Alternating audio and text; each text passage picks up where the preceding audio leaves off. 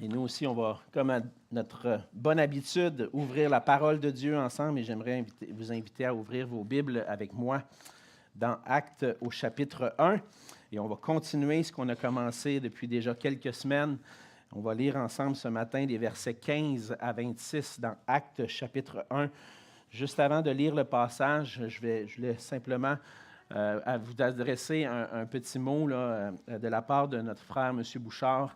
M. Bouchard tient à s'excuser à tous ceux qui se sont rendus ici jeudi matin pour le cours biblique qu'il offre habituellement. Il avait tenté d'envoyer un courriel à tout le monde pour annuler, puis finalement, le courriel ne s'est pas rendu. Donc, vous vous êtes rendus ici, et puis il tient à s'excuser pour ça. Et je sais, je le vois sur votre visage, puis c'est pas grave. Hein? C'est pas grave, c'est des choses qui arrivent. Mais je tiens à vous le dire aussi pour ceux qui participent à son cours le jeudi matin, que le cours va être encore une fois annulé ce jeudi. Je lui ai parlé hier soir, et puis j'entendais audiblement, je vais le dire comme ça, pas visiblement, mais audiblement, c'était évident que sa santé qu'il ne va pas bien. Il y a un gros virus, une grosse grippe. Et puis, avec certaines petites complications qu'il va devoir se rendre à l'hôpital. Mais donc, on va prendre le temps de prier pour lui. Puis, je vous invite à prier pour lui et pour tous ceux qui ne peuvent pas être avec nous ce matin, tous ceux et celles qui ne peuvent pas être avec nous en raison de la santé. On va prendre le temps de prier pour eux dans un instant. Je voulais aussi vous mentionner que la semaine prochaine, pas cette semaine, mais la semaine prochaine, la première semaine de mars, c'est la relâche scolaire. Et puis, on va en profiter pour aller en famille, visiter d'autres membres de la famille aux États-Unis. Donc, on va partir ce vendredi pour une semaine de vacances. Et puis, on va prendre ce temps-là en famille, mais je voulais vous le mentionner parce que je ne serai pas ici dimanche prochain. Donc, mais on va être de retour pour le 9 mars et puis continuer de servir ensemble. Donc, on va maintenant aller dans la parole de Dieu et lire le passage dans Actes au chapitre 1. On va lire ensemble les versets 15 à 26. La parole de Dieu dit ceci. En ces jours-là, Pierre se leva au milieu des frères, et le nombre des personnes réunies était d'environ 120. Et il dit, « Hommes frères, il fallait que s'accomplisse ce que le Saint-Esprit, dans l'Écriture, a annoncé d'avance par la bouche de David au sujet de Judas, qui a été le guide de ceux qui ont saisi Jésus. Il était compté parmi nous et il avait part au même ministère. Cet homme, ayant acquis un champ avec le salaire du crime, est tombé, s'est rompu par le milieu du corps et toutes ses entrailles se sont répandues. La chose a été si connue de tous les habitants de Jérusalem que ce champ a été appelé dans leur langue Akeldama, c'est-à-dire le champ du sang. Or, il est écrit dans le livre des psaumes que sa demeure devienne déserte et que personne ne l'habite, et qu'un autre prenne sa charge. Il faut donc que, parmi ceux qui nous ont accompagnés tout le temps que le Seigneur Jésus a vécu avec nous, depuis le baptême de Jean jusqu'au jour où il a été enlevé du milieu de nous, il y en ait un qui nous soit associé comme témoin de sa résurrection. Ils en présentèrent deux, Joseph, appelé Bar-Sabas, surnommé Justus, et Matthias. Puis ils firent cette prière. « Seigneur, toi qui connais les cœurs de tous, désigne lequel de ces deux tu as choisi, afin qu'il ait part à ce ministère et à cet apostolat que Judas a abandonné pour aller en son lieu. » Ils tirèrent au sort, et le sort tomba sur Matthias, qui fut associé aux 11 apôtres. On va se courber dans un mot de prière. Seigneur notre Dieu, on veut te dire merci pour cette grâce que nous avons de pouvoir lire ta parole et de pouvoir l'étudier. Seigneur, merci parce qu'à travers cette parole, tu te révèles à nous, tu te fais connaître à nous et tu nous fais connaître ton plan parfait, ton plan de salut, de rédemption que tu as accompli en Jésus-Christ. Et ce plan, Seigneur, que tu désires aussi que d'autres viennent à la connaissance de la vérité. Et Seigneur, par ta grâce, nous avons un jour, nous aussi, entendu cette parole. Et nous avons cru. Nous avons placé notre confiance en toi. Et nous voulons maintenant, Seigneur, te servir, vivre pour toi. Et Seigneur, c'est pour cela qu'on est présenté devant toi, parce que nous voulons apprendre de toi à nouveau ce matin. Apprendre de toi même à travers un passage qui semble un peu difficile à saisir, à comprendre. Mais Seigneur, on te prie que tu puisses nous diriger, nous guider par ton esprit pour éclairer notre intelligence, éclairer nos cœurs, afin que nous recevions cette parole et que nous puissions, par ta grâce, trouver les principes que nous pouvons appliquer dans nos vies. C'est notre désir, Seigneur, de vivre pour toi, de te glorifier dans notre vie. Alors, ô Père, par ta grâce, ton œuvre en nous, transforme nos cœurs à ta ressemblance, Seigneur Jésus. Et c'est en ton précieux nom qu'on te prie. Amen. Amen. Au quotidien, on fait confiance à des gens pour qu'ils puissent accomplir le mandat qu'on leur a confié. Par exemple, dans notre société, chaque 4 ans, que ce soit au niveau fédéral, provincial ou même municipal, on va obtenir des élections pour élire des gens qui vont occuper des positions, le pouvoir pour gouverner les affaires de notre société. Et ce qu'on s'attend de ces gens qu'on nomme et qu'on va élire, c'est qu'ils puissent faire un bon travail, qu'ils puissent accomplir le mandat qu'on leur confie de bien gouverner. Dans les entreprises, dans les institutions, dans les organismes, c'est la même chose. On a souvent un conseil d'administration qui vont prendre des décisions et qui vont nommer parfois une équipe administrative, une équipe de direction, un conseil de direction pour diriger les affaires de l'entreprise. On leur confie que les affaires puissent bien fonctionner, que l'entreprise puisse être profitable. Et au travail, on voit aussi que plusieurs personnes ont des mandats, et nous-mêmes, on en a. Il y a des directeurs qui confient des tâches à des superviseurs, et nos superviseurs vont confier des tâches à leurs employés, et les tâches aux ouvriers. Et qui que nous soyons dans notre travail, lorsqu'on travaille, on a un mandat particulier, des responsabilités particulières qu'on doit être fidèle, à laquelle on doit être fidèle et accomplir fidèlement. Puis il nous arrive, nous aussi, de confier des tâches et des responsabilités à des gens. Puis il est normal, lorsqu'on confie une responsabilité, une tâche, une charge à quelqu'un, qu'on s'attende que cette tâche, ce mandat soit bien fait. Dans ce temps-là, lorsqu'on voit lorsqu'on embauche des gens ou qu'on confie des mandats à des gens, on ne veut certainement pas que le travail soit confié à des gens qui ne sont pas responsables. On veut les confier à des gens qui sont fiables. Mais en tant que chrétiens, le Seigneur nous confie, à nous aussi, des tâches et des responsabilités, mais des tâches et des responsabilités importantes. Et le Seigneur a confié un mandat important à son Église, qui est de témoigner de sa personne, de son œuvre, de sa mort et de sa résurrection, pour former des disciples à travers le monde.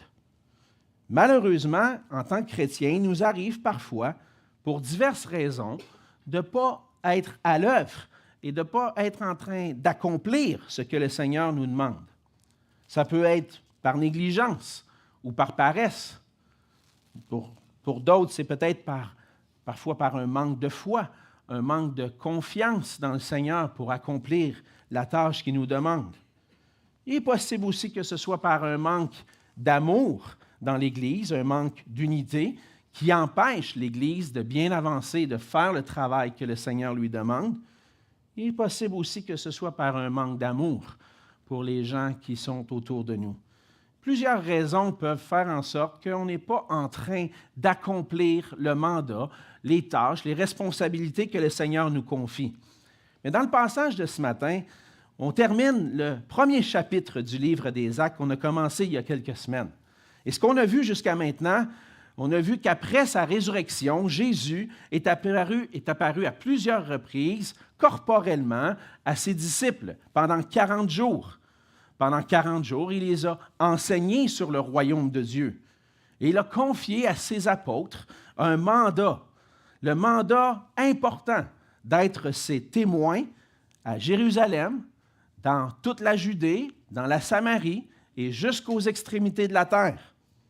Mais avant d'entreprendre ce mandat-là, les disciples ne sont pas allés tout de suite au moment de l'ascension, puis ont couru, puis ont commencé leur travail. Le Seigneur leur avait dit, leur avait donné comme instruction de retourner à Jérusalem et d'attendre le Saint-Esprit qui leur avait été promis, d'attendre d'être baptisés du Saint-Esprit. Et la semaine dernière, on a vu ensemble avec notre frère Pierre que les apôtres ont obéi à la parole du Seigneur, sont retournés à Jérusalem avec d'autres disciples et se sont réunis ensemble dans la chambre haute et ils ont commencé d'un commun accord à prier et à persévérer dans la prière dans l'attente de la venue du Saint-Esprit. Et on se retrouve ce matin à ce moment-là, lorsque les disciples sont réunis dans la chambre haute, mais le passage qu'on vient de lire semble parler d'un événement qui semble avoir peut-être peu d'importance pour nous aujourd'hui. On se demande, mais comment cet événement-là, que Pierre qui prend la parole et qui dit aux disciples qui sont rassemblés, il faut trouver un successeur à Judas, puis qui raconte avec des paroles un peu dures comment Judas est mort, qu'est-ce que je peux bien recevoir de ça, moi, aujourd'hui? Qu'est-ce que ça change à ma vie, ce passage-là? On peut se poser cette question-là parce que je me suis posé la question avant de commencer à étudier cette semaine. Là, je me disais, Seigneur, je trouve ça bizarre, ce passage-là. Qu'est-ce qu'on a à apprendre, nous, aujourd'hui, de ça? Et puis, vous savez quoi? En prenant le temps d'étudier et d'approfondir, j'ai trouvé des choses que le Seigneur veut nous apprendre à travers ce passage-là. Parce que ce passage-là, on le voit peut-être d'une manière déconnectée ce matin. Mais il n'est pas déconnecté du reste de ce qu'on a vu et de ce qui va arriver dans la suite. Donc, il faut le voir dans son ensemble. Mais quand même, ce passage-là, plus précisément, va nous montrer qu'il était nécessaire pour les 11 apôtres d'avoir un 12e qui se joint à eux. Et on va voir ensemble pourquoi c'était nécessaire.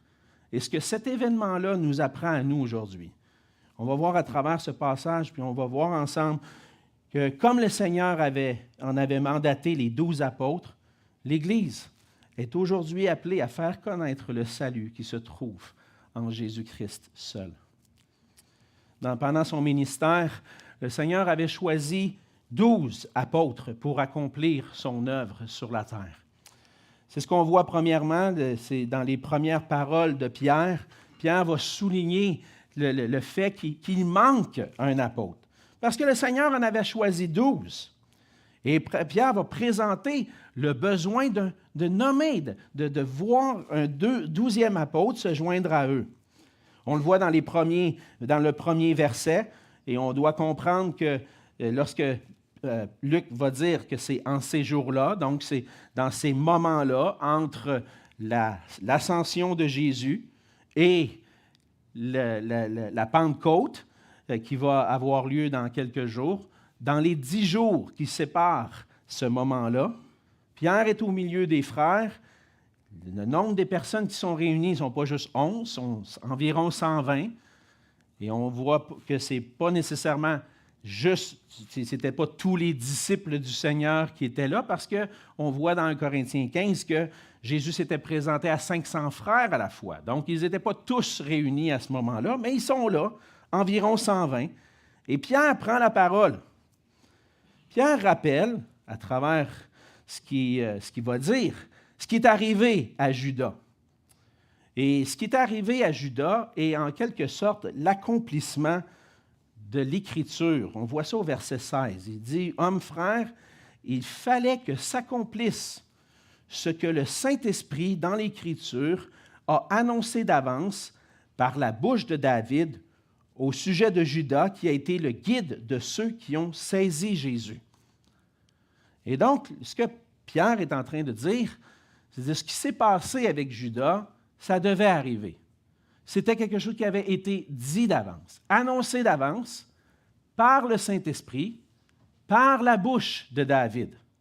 Ce qui est intéressant, c'est que Pierre va citer 2 psaumes, et on voit à travers ça que ce qui est en train d'être souligné, c'est que le Saint-Esprit parlait à travers David. Et ce qu'on voit, c'est que dans l'ensemble de l'Ancien Testament, à travers ça, on voit que le Saint-Esprit a parlé par des hommes. Ça nous rappelle l'inspiration des Écritures.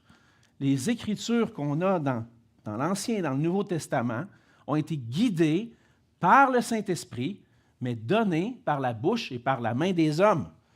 Mais c'est le Saint-Esprit qui a annoncé ça d'avance. Et là, Pierre souligne un élément important, et c'est ce qui a frappé mon attention tout au long de mon étude, le verset 17. Il était compté parmi nous, et il avait part au même ministère. Lorsqu'on compte, maintenant, on a compté la semaine dernière avec notre frère Pierre, lorsque Luc va mentionner ceux qui sont réunis. On a compté, hein? Pierre, Jean, Jacques, André, Philippe, Thomas, Barthélemy, Matthieu, Jacques, fils d'Alphée, Simon le Zélote et Jude, fils de Jacques. On a compté. Quand on a compté, on a vu qu'il était 11. Hey, ça ne marche pas, ça. Il était compté parmi nous, puis il avait part au même ministère. Il en manque un maintenant. C'est le centre de ce passage-là. Au cœur de ce passage-là, il y a un problème. Il en manque un. Puis il en manque un pour avoir part au même ministère que nous. On ne peut pas partir comme ça, les 11. Ça nous en prend un 12e. Et là, vous dites, bien, pourquoi? On va le voir. On va voir ça. Pourquoi 12? Pourquoi c'est si important? Mais Pierre va souligner le problème. Et il va décrire un peu, dans un sens, bien, un peu en détail, hein, ce qui s'est passé avec Judas. Je vais sauter un peu par-dessus ces détails-là ce matin parce que j'ai beaucoup d'autres choses à dire. OK? Mais on sait que Judas s'est enlevé la vie, il a abandonné le ministère en reniant le Seigneur Jésus. Il a trahi le Seigneur et puis finalement a abandonné son ministère. Alors, il y a une parenthèse dans les versets 18 à 19. Peut-être que dans votre Bible, vous le voyez, peut-être entre parenthèses, ces versets-là. Mais il y a une parenthèse ici. Mais Pierre continue son discours à partir du verset 20. Et là, il va citer David, qui a parlé de la part du Saint-Esprit dans les psaumes. Il dit, « Or, il est écrit que dans le livre des psaumes, que sa demeure devienne déserte et que personne ne l'habite. » Et, un autre passage, qu'un autre prenne sa charge. Et lorsqu'on prend le temps de lire ces deux passages-là, on dit, c'est où ça? C'est où que ça dit ça? C'est où que ça dit ces paroles-là? Puis comment on fait pour savoir que ça concernait Judas? Hey, c'est pas évident, là. Mais on va aller voir les passages. Puis ce qui est important de comprendre lorsqu'on lit ces passages qui sont mentionnés, parfois cités dans les Écritures, c'est que Luc, comme ici, va nous citer quelques paroles. Mais il faut avoir à l'esprit l'ensemble du psaume qui a été cité. Parce que Luc va juste citer ce qui est important. Il va juste dire, bon, que sa demeure devienne déserte, que personne ne l'habite, ça veut dire que finalement, il va avoir un jugement, il va habiter dans un lieu désert, et finalement, on va le remplacer. Mais lorsqu'on prend le temps d'aller lire le psaume 69, le premier passage qui est cité ici, c'est le verset 26, puis qu'on prend le temps d'aller lire un petit peu autour. Il faudrait lire le psaume au complet, mais je n'ai pas le temps.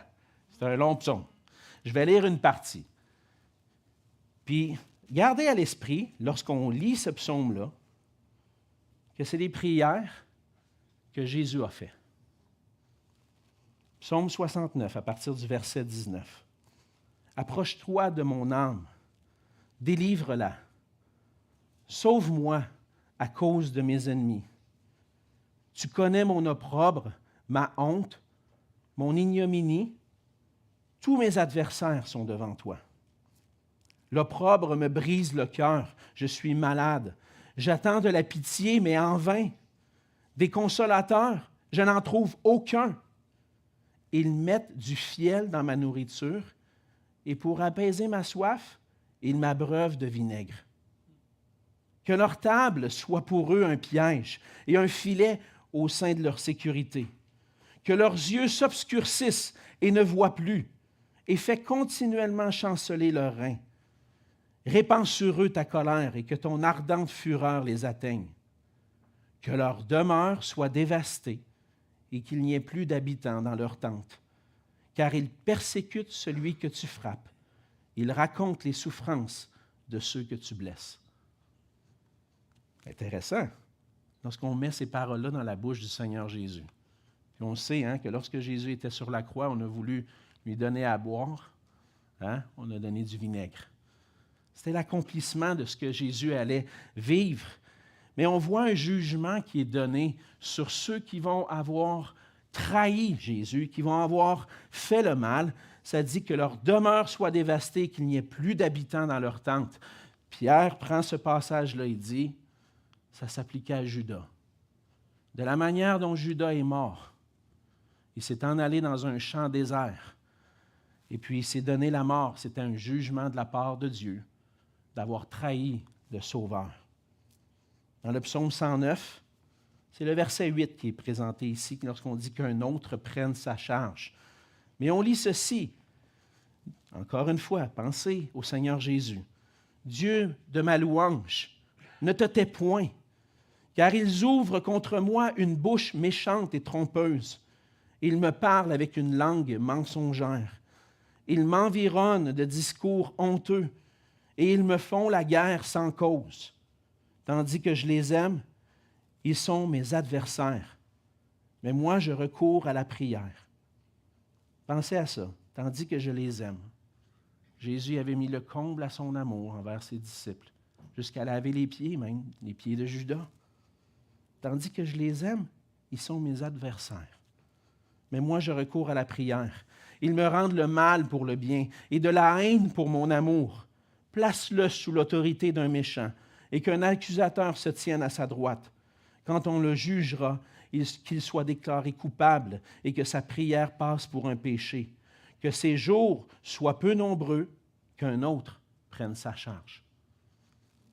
Et là, on voit ici que Pierre interprète ces passages-là comme s'appliquant à celui qui a trahi le Seigneur Jésus, celui qui a été l'ennemi du Sauveur. On peut se poser la question, comment Pierre est arrivé à cette conclusion-là? Comment il a pu comprendre ça? Premièrement, il y a une possibilité. Peut-être que le Seigneur Jésus, pendant les 40 jours où il a enseigné à propos du royaume de Dieu, peut-être qu'il a repointé ce passage-là. Ou peut-être que c'est l'œuvre du Saint-Esprit, parce qu'on le voit plus tard dans les Écritures, que le Saint-Esprit a révélé des choses particulières aux apôtres pour les aider à saisir et comprendre le plan de Dieu. On ne peut pas le dire exactement comment Pierre a pu interpréter ça. Ça peut être ces deux possibilités que je vois.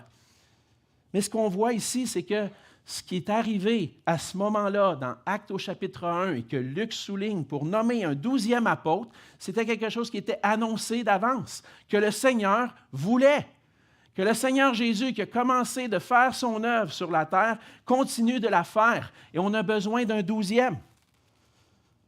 Dans ces deux psaumes-là, on comprend que Judas était l'ennemi de Jésus, et que finalement, quelqu'un devait prendre sa place.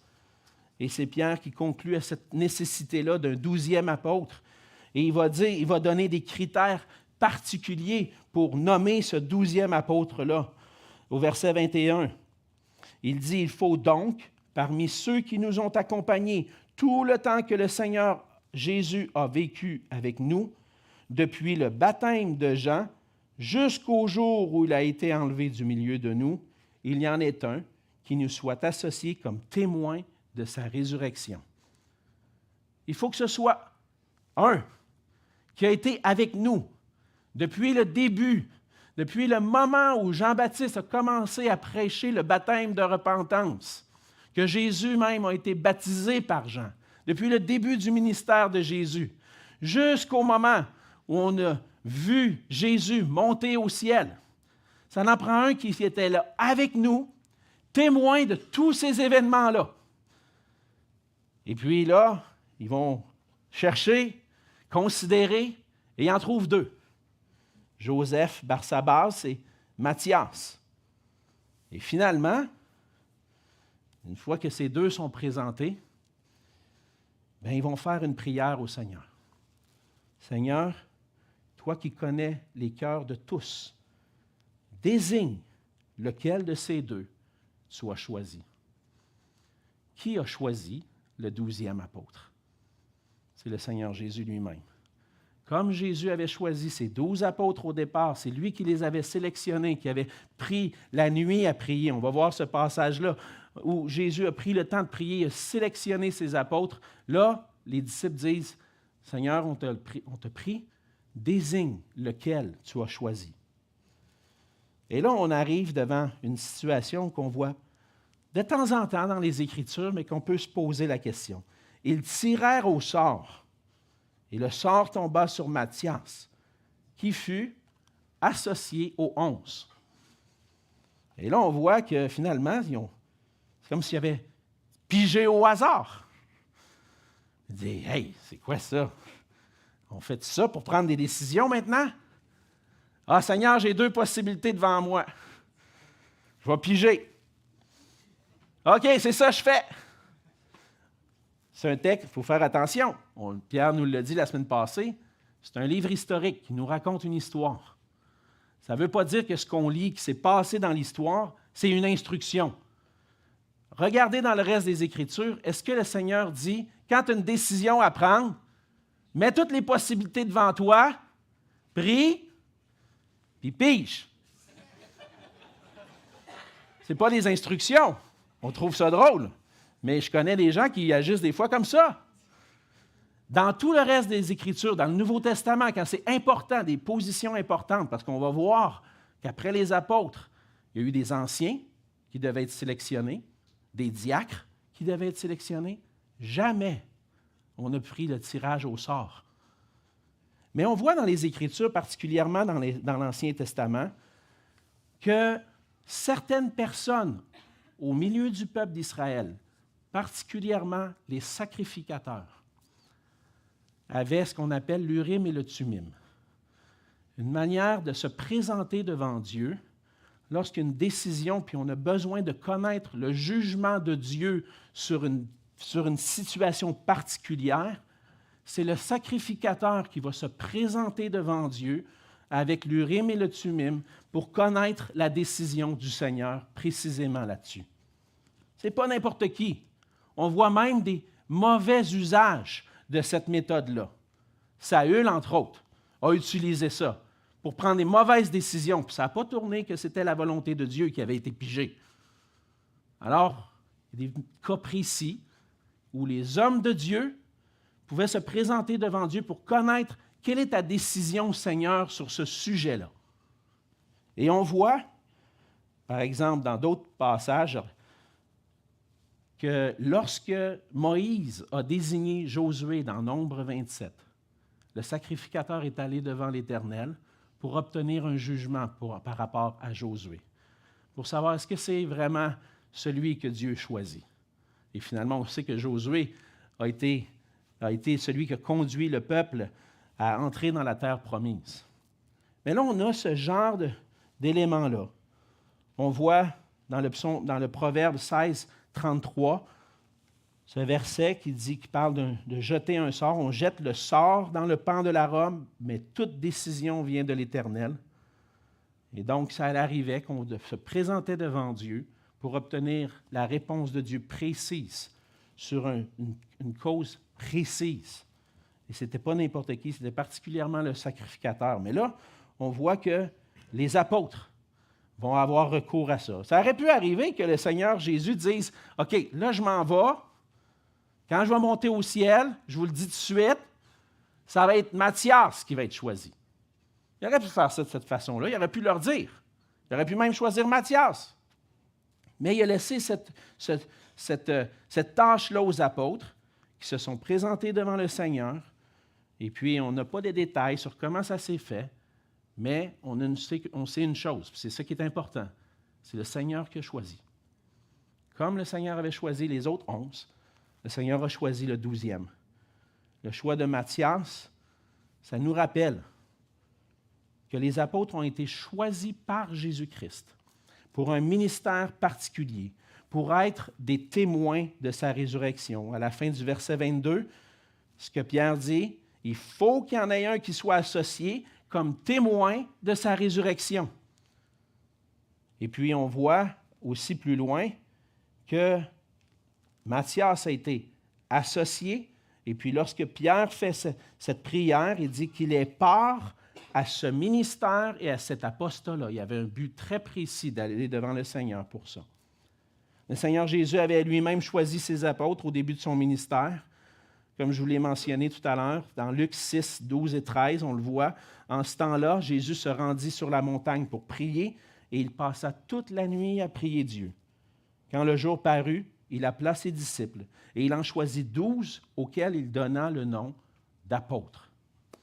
Maintenant, on parle d'apôtres depuis tantôt. C'est quoi ça, un apôtre? Parce qu'il y en a encore aujourd'hui qui vont se nommer apôtres. C'est quoi un apôtre? Le mot signifie littéralement un envoyé. Quelqu'un qui a été choisi particulièrement par quelqu'un pour être un envoyé. Et dans ce cas-ci, les apôtres étaient les envoyés du Seigneur Jésus. Et on voit que dans l'Évangile de Luc, au chapitre 9, le Seigneur va confier le mandat aux apôtres. Ils vont être les envoyés du Seigneur Jésus pour prêcher le royaume de Dieu. Ce sont en quelque sorte les ambassadeurs, des messagers, mais des représentants de Jésus pour annoncer son message. Et là, ces apôtres-là avaient une fonction particulière. Il y en avait 12. Puis à la suite du retrait de Judas, il a fallu qu'il y en ait un autre qui soit compté parmi les 12 pour avoir part au même ministère. On voit dans Luc 22, au chapitre 22, les versets 28 à 30 aussi, une des fonctions que les apôtres vont avoir. Il dit ceci, c'est Jésus. « Vous êtes ceux qui avez persévéré avec moi dans mes épreuves. C'est pourquoi je dispose du royaume en votre faveur, comme mon Père en a disposé en ma faveur, afin que vous mangiez et buviez à ma table dans mon royaume et que vous soyez assis sur des trônes pour juger les 12 tribus d'Israël. » Il est là le 12. C'est pour ça qu'ils sont 12. Parce que le Seigneur leur donne un mandat particulier. Jésus a reçu du Père le mandat de proclamer le royaume de Dieu pendant qu'il était sur la terre. Et Jésus va confier à ses apôtres ce même mandat-là de travailler à l'avancement du royaume de Dieu. Mais ce qu'on voit, c'est qu'à la fin, ces 12 apôtres-là vont être impliqués dans le jugement des 12 tribus d'Israël. Et ce qu'on voit à travers la théologie de Luc, ce qui est clair et qui apparaît dans le Nouveau Testament, c'est que toutes les prophéties qui étaient annoncées par rapport à Israël pour la restauration du peuple de Dieu à travers le Messie sont en train de s'accomplir. Et le Seigneur est en train de rétablir Israël, un rétablissement spirituel. Et en nommant les 12 apôtres, vont être ceux qui, dans ce nouveau peuple, vont un jour juger les 12 tribus d'Israël. Alors, pour le Seigneur, il fallait qu'il soit 12. Là, vous allez me dire, ouais, mais il y en avait un 13e. Paul. Tu sais, quand Paul, ils l'ont nommé, là, il y en a qui vont dire, ils ont-tu fait une erreur de nommer Matthias? C'était-tu ça que le Seigneur voulait vraiment ou c'est pas Paul le 12e? Non, Paul, c'est pas le 12e. Paul est le 13e. Mais Paul avait un mandat particulier d'être l'apôtre des païens. Pas l'apôtre auprès des Juifs, mais auprès des païens, même s'il y a eu un ministère auprès d'eux. Et le nombre 12 rappelle que les 12 tribus d'Israël et l'établissement des 12 apôtres annoncent l'accomplissement de la prophétie du rétablissement du reste d'Israël par la proclamation de l'Évangile. On a un commentaire, Pierre et moi, on le partage ensemble, un commentateur, Eckhard Schnabel, qui a vraiment fait un bon travail. Pierre vous a présenté une partie de son travail la semaine dernière à l'écran, mais je voulais vous présenter juste sa conclusion qui, je trouve, était tellement bien dit que je vais la présenter comme ça. Le thème central de ce passage, c'est l'identité et la mission de l'Église. Comme Jésus a initié la restauration d'Israël et de son royaume, une affirmation et une promesse symbolisée par l'appel de 12 disciples, le ministère des 12 établit le nouveau peuple de Dieu comme le peuple du Messie. Comme Jésus a mandaté les 12 pour être des témoins de sa vie, de sa mort, sa résurrection et son exaltation, le ministère des 12 consiste à proclamer la bonne nouvelle de Jésus aux gens à Jérusalem et jusqu'aux confins de la terre. Ça résume. Ce qu'on voit dans le passage dans Acte 1, c'est l'identité et la mission de l'Église. Qu'est-ce que c'est l'Église? On va le voir apparaître. C'est le peuple de Dieu, le peuple du Messie, appelé à être ses témoins, à travailler. Et les 12 vont faire ce travail-là. Les 12 sont donc identifiés comme étant les représentants du nouveau peuple de Dieu, les représentants de l'Église, le peuple de la nouvelle alliance. Et donc, le ministère des apôtres a été utile pour établir l'Église, pour l'établissement de l'Église. On voit que quelques autres ont été appelés apôtres par la suite, pas nombreux. Ils ne sont pas très nombreux, on a peut-être 2 ou 3 de plus. Il y a Paul et puis Jacques et Barnabas qui vont être nommés apôtres. Mais on voit que Luc met l'accent ici dans le passage sur l'établissement du peuple de la Nouvelle Alliance. Et les 12 vont être des témoins, premièrement auprès du peuple d'Israël. Et Paul va être le témoin pour les païens. Je tiens à le mentionner, on ne croit pas à la succession apostolique. C'était un ministère particulier, accompli par des hommes qui ont été choisis directement par le Seigneur Jésus lui-même comme étant témoins de son œuvre, de sa mort et de sa résurrection. Il n'y a pas d'autres apôtres. Au contraire, ce qu'on voit dans la suite, c'est des nouveaux rôles dans l'Église. Et on va voir ça ensemble. Dans le fond, le rôle des apôtres, ce n'est pas retransmis, il n'a pas été transmis à la suite du premier siècle. On voit même que lorsque Jacques va mourir, décapité, je pense dans Acte 12, on nommera pas un 12e apôtre par la suite. Ça va rester au nombre de 12. On a remplacé Judas parce que lui avait abandonné le ministère. Il avait besoin d'un 12e qui avait part au ministère, et puis il va continuer. Et puis quand les apôtres meurent, il n'y a pas de succession. Au contraire, on va voir d'autres rôles. Mais ce ministère-là d'apôtre a été réservé, comme je l'ai mentionné, à ceux qui ont été témoins de ce que Jésus a accompli.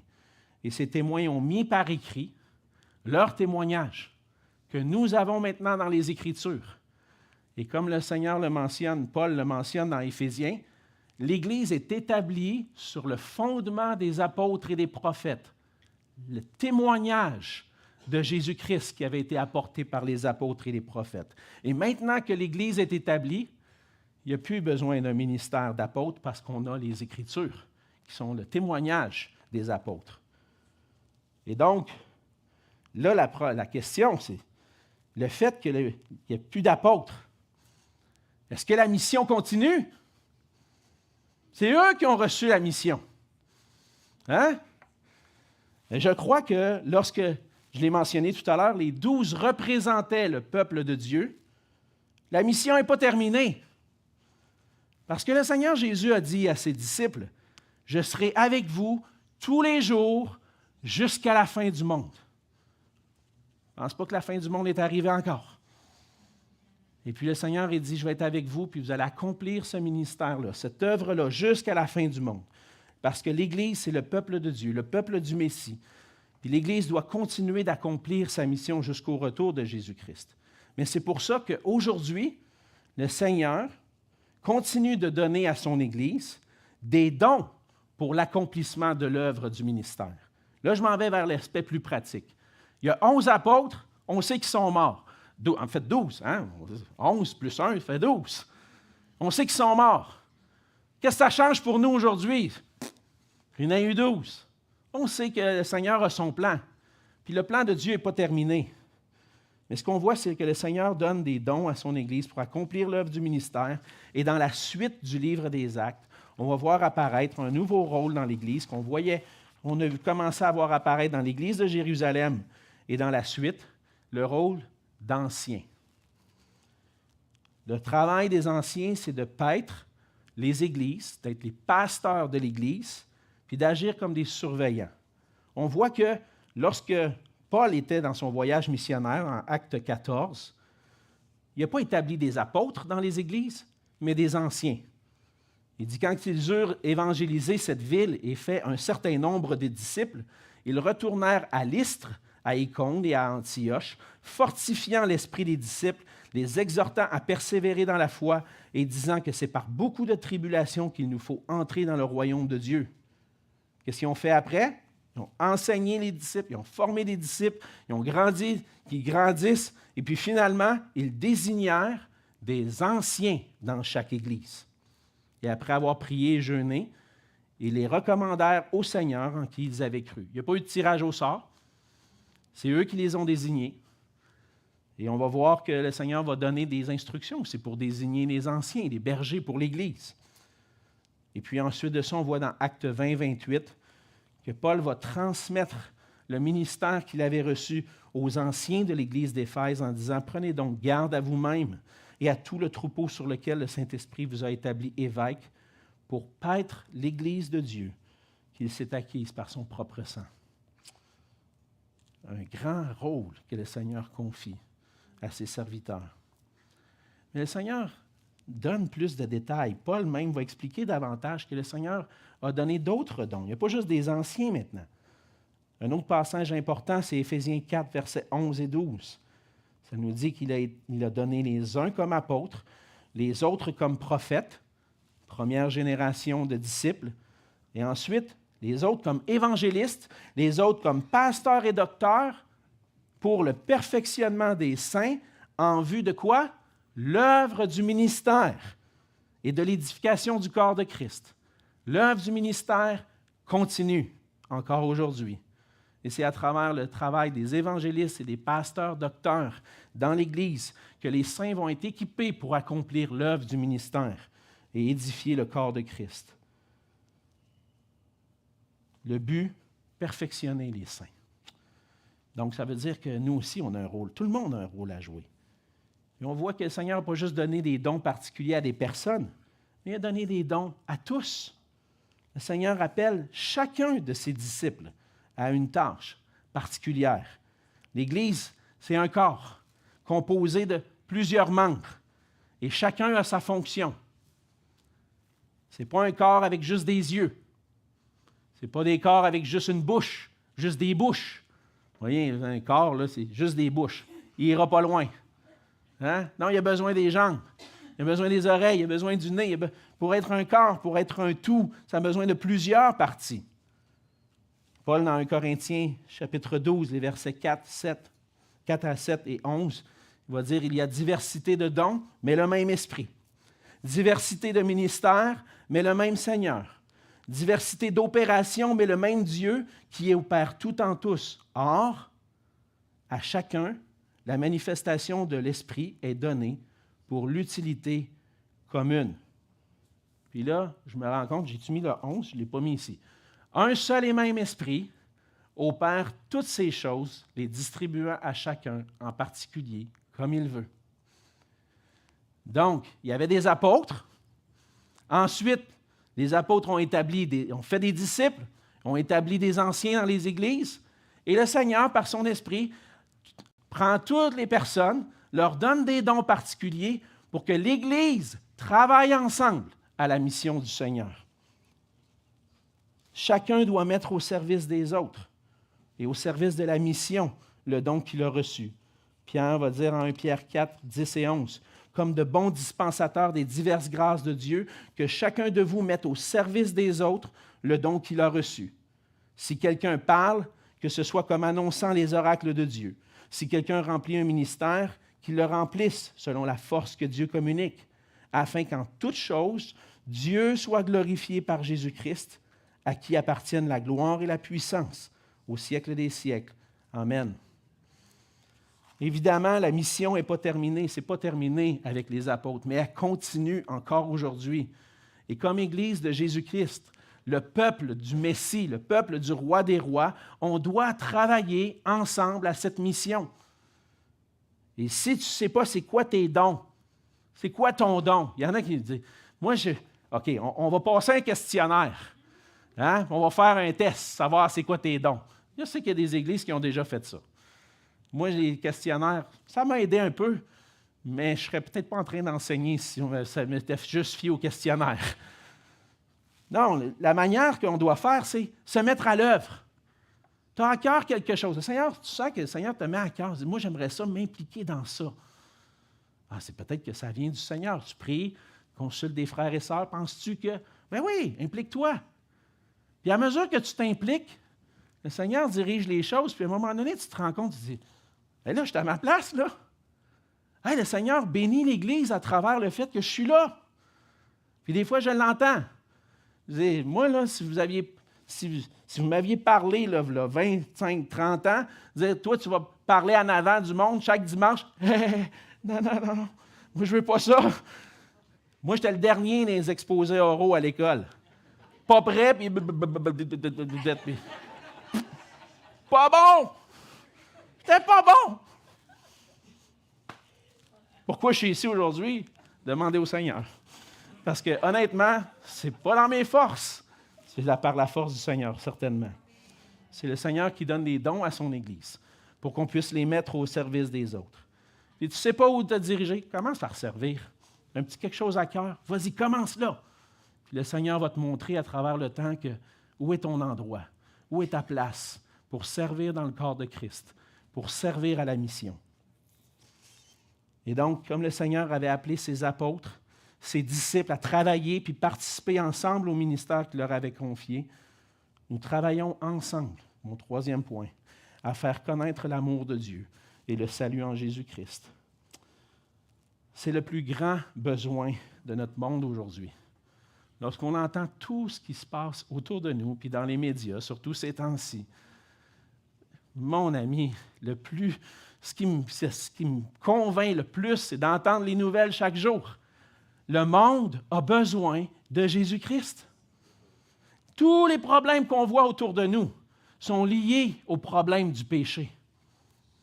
Le problème premier du péché, c'est d'être centré sur nous-mêmes, d'être égoïste, individualiste, chercher notre bien et non celui des autres et surtout pas la gloire de Dieu.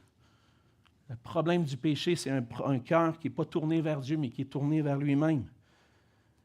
Notre problème, ce n'est pas un problème politique ou social, c'est un problème spirituel. Jérémie 17, verset 9 dit « Le cœur de l'homme est tortueux par-dessus tout et il est méchant. Qui peut le connaître? » Tu veux savoir c'est quoi le problème autour de nous? Le cœur de l'homme, qui est méchant et tortueux. C'est là le problème.